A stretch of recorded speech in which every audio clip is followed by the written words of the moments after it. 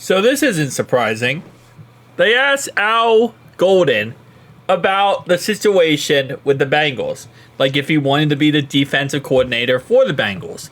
And right now, he's the Notre Dame defensive coordinator. So the last thing on his mind is anything but his actual job at this moment in time. So what he said is, look, it took us 30 years to get to this point.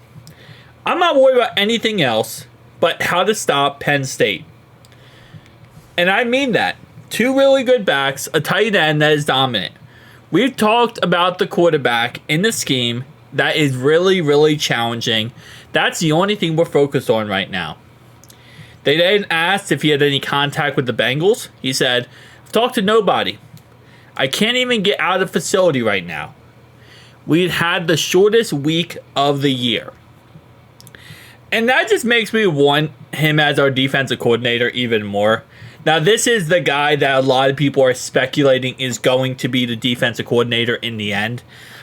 Just because he was our linebacker coach. Bengals have really good connection with him.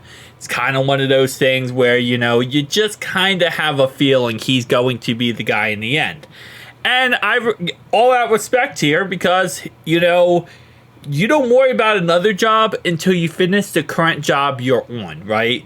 I say it all the time when it comes to players, and I believe coaches as well, is that you get signed to a multi-year contract. Whatever your contract length is, you play out your contract length, and you do the best to your ability to play or coach as well as you can. That's your job to do. His job right now is to focus on Notre Dame's defense. That's what he's supposed to do, and that's what he's doing. So, all power and respect to him. Again, this is exactly what you would expect to hear. He's not worried about anything else. Do I think he has some connections, or, I mean, not connections. Do I think he's talked to the Bengals in any capacity? I think there's definitely probably mutual third parties from the Bengals side and from his side who probably have had some discussions. You know, kind of, hey, man, we want you back.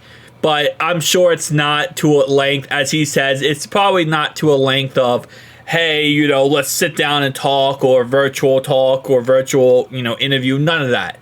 Because that would have gotten leaked by now.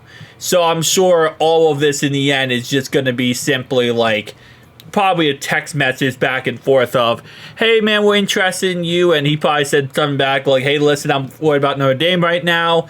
You know, I wouldn't mind the idea, but we have to talk about this at another time, and something like that. Now, he's very successful in Notre Dame. He's running an amazing defense in Notre Dame, which, again, kind of sparks a lot of people's interest in saying, hey, you're performing at a very high level as a defensive coordinator. How about you come back to Cincinnati, and how about you come back to the defense, you know, for the Bengals, because you're going to get paid more money. Usually, actually, not this is not true actually as much anymore. It used to be you get paid way more money in the NFL, but now with colleges, especially Notre Dame, you know, these big colleges, they give a lot of money to their coaches. And now players with the NIL deals. So, for the most part, you know, we're not going to hear much of anything until after the season is over for college. But I really do want this guy. I think this guy could be a really great option here to, you know, be our defense coordinator moving forward. We got Dennis Allen, Robert Saleh, obviously our boy here, Al Golden. Every time I hear Al Golden, I think of Al Bundy from Married with Kids. I'm old as crap, sorry. I always think of that every single time I think about that. And, you know, Al Bundy forever, baby. But anyway, I just offended somebody, I know I did. Because Al Bundy, man's a legend. As I was saying. If you watch this far in the video, comment down below. Al Bundy is a legend. But no, on a real note though, yeah, Al Golden, I think it's a very good option, you know, to go with him. Again, I just want to go with someone who has a track record. I just want to go with someone that we know, you know, is going to be successful for us. Obviously, we talked about yesterday the Rooney Rule and how you had to interview 2 minorities at the head coaching job, which I still think, if you're, I don't think. I hate the mentality you have to. I think you should give equal opportunity to everybody, whether they're a minority or not. They should have equal opportunity. That's why, again, I think that the fact we interviewed 2 guys that we know we're not going to hire just to get around that rule, I still think that's kind of scummy, in all honesty. I know teams do this all the time, but I feel like if you're, you shouldn't be forced to it by the rule. You should be doing it just because you want to give everyone equal opportunity. And I think we should have went with Gerard Mayo and Brian Flores, where, yes, you're still getting around the rule technically, but you're getting 2 candidates that you think could have a chance to, join your club, where rather than just trying to interview 2 guys just to get around a rule. I think that's kind of slimy in a way, but I know teams do it all the time. This is the part of the business. It just kind of defeats the purpose of the rule. But again, like I said, listen, we need someone who we can trust. We need someone who has a track record. We need someone who has a great defensive mind.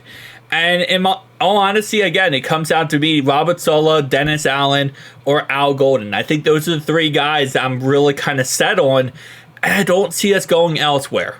Now, again, if we got to break those 3 down, Al Golden, it's very possible he stays with Notre Dame. Our defense, well, yes, if we have a right coach at hand, the perfect coach, we can be very successful. We have a great offense. The problem is the front office simply does not invest in the defense. They don't. And now with Trey on the last year of his contract next year, got to figure out that situation.